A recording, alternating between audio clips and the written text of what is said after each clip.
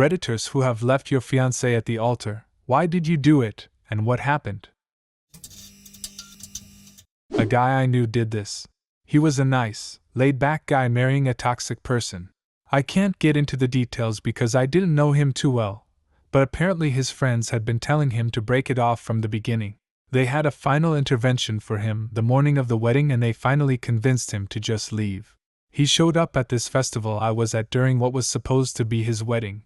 I saw him and said, "Hey man, aren't you getting married today?" And he had this kind of faraway look and said, "Yeah, that's not happening anymore." That's a pretty tough position to be in, when everyone is telling you that she's toxic but you can't see it yourself, especially when you're blinded by love. My mom thought she had been left at the altar by not only my dad but the minister as well. She hated being the center of attention and didn't look up from the ground until she was almost down the aisle. When she did, there was nobody waiting for her. Just then the door behind the altar flew open and my dad ran out with his kilt flapping around him, followed by the minister. Apparently they had been drinking whiskey in the minister's office and hadn't realized the ceremony had started. I got left at the altar. He had spent the previous day spending a lot of time with his ex instead of helping me set up.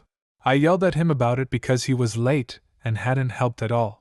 He said he didn't want to get married because spending time with his ex made him realize I wasn't as fun as she was because I was uncomfortable with him doing drugs. Kicked him out and still had the party. I told him to use that time to go home and pack up all his shit. He did. Then he got into crack and other shit, so yay. Not at the altar, but I bailed just 2 days before we were headed to City Hall. It was a green card marriage. On our second date she mentioned that her visa was expiring in 6 months, and I jokingly proposed to her. We continued dating, were falling for each other, and that proposal became much more real as the deadline approached. I backed out at the last minute because we just didn't agree on a few details. Living arrangements and finances were easy. What couldn't be negotiated was how seriously either of us wanted to take those vows. I wanted to at least attempt to be a married, monogamous couple. She didn't really want to commit to that. If she falls deeper in love, great. If not, we're just roommates. I miss her, but I think I dodged a bullet. I believe she would have vanished on me at some point, and I could be in a real jam over immigration crime. Wasn't me personally, but if anyone here has any objection, speak now or forever hold your peace. Woman in the back stands up and says, "The groom can't get married as he is my husband." Turns out the woman who objected and the groom were in fact married and tried to get divorced, but the divorce was never completed. So technically the groom was still married and the wedding did not proceed. I'm just trying to work out who invited her. Wedding security is notoriously lax. Yep, you can get into a lot of weddings simply by wearing a hard hat and carrying a clipboard. A buddy of mine did this, and we were his accomplice. I can't believe this happened 12 years ago. Anyway, a buddy of ours was going to marry this girl he had known for a few years. He was expressing doubt but racked it up to being nervous about marriage. The night before he broke down crying and thought he was making a mistake. We offered support and told him it would be okay. We said that if he didn't want to do it he didn't have to, but we encouraged him to go through with it. Day of the wedding and everything is happening. The wedding has started and he is at the altar waiting. I don't know about other religions, but Mexican Catholic weddings have this moment before the bride comes out where it's quiet with anticipation and everything is just waiting. My buddy is sweating like a madman. My other friends and I notice and think he is about to pass out. Then it happens. The groom starts rocking back and forth. He looks like he is about to faint, and he slowly starts side shuffling. My buddies look at each other and just know what is about to happen. The groom turns to his right and starts heading to the side door. Some people in the church notice, and there is a gasp. He beelines to the door and goes outside.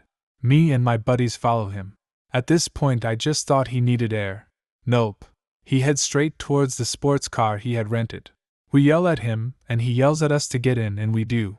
He turns the car on and starts making his way out of the parking lot as the people in the church start to come out and yell. He takes off. We are yelling and screaming in the car, and he has this dead serious look on his face. We end up in Vegas for the next few days. His phone is blowing up but he never answers it. The dude ends up joining the military and leaves to boot camp just 2 weeks after all of that happened. He stayed with us couch surfing for 2 weeks and disappeared from his bride, her family, and even his. Last I heard of him, he had served multiple tours overseas and was part of a recon unit. Haven't heard anything else from him for a few years now. None of us have actually. The bride was devastated, of course, but last I heard she got married for reals this time and is very happy in her new relationship. I was the one who was left at the altar, while she didn't show up. Everything was normal in the months, weeks, and days before the wedding. She was excited, busily planning and organizing. Then she just didn't show up on the day. Her explanation was that she changed her mind. I've only spoken to her a few times since then, and that's the best I got out of her. Saying she changed her mind is pretty rich coming from a girl who could never decide what to have for dinner. During rehearsal, my now husband and I didn't actually rehearse our ceremony, but kind of just talked logistics with our bridal party. As a result, when our ceremony was over, we didn't really know how to officially end it. So we just kinda stood there awkwardly for a few seconds until he whispered to me, "So are you just going to leave now?" Meaning that I was supposed to lead our exit. I, however, took it literally and just started walking. He claims that I ran away. I got about 5 to 6 meters away before he called out after me, "Wait, I think you're supposed to take me with you." It was very embarrassing, but apparently everyone found it hilarious and started laughing. I will never live that down. I wasn't sure that I wanted to marry Sophie. I was confused. We went on vacation and I was initially planning on proposing to her. I had bought a ring and everything. After much thought, I decided not to go through with the proposal, but while I was out of the hotel room, she found the ring. I didn't have the heart to explain that I'd changed my mind. After that, I just kind of went through the motions. On our wedding day, I ended up hiding in the upper gallery of the church with my best man and roommate Jeremy. We just kind of hid up there while everyone looked for us until eventually he had to pee and we got discovered. Sophie was devastated, so the wedding didn't happen anyway, which I was very happy about later.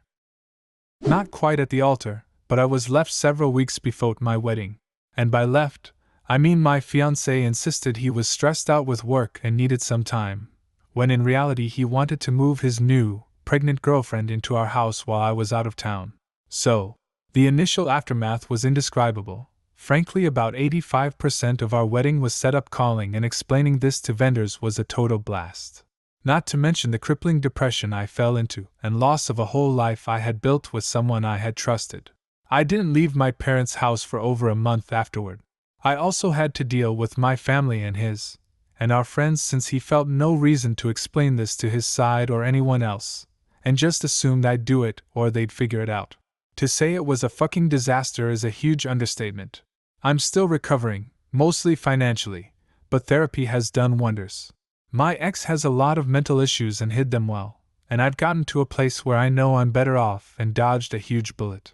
I also recently started seeing a man who makes my heart race when he walks into a room. It's a beautiful thing. Do you have a similar story? Leave a comment and subscribe to the channel if you want to see more videos like this one.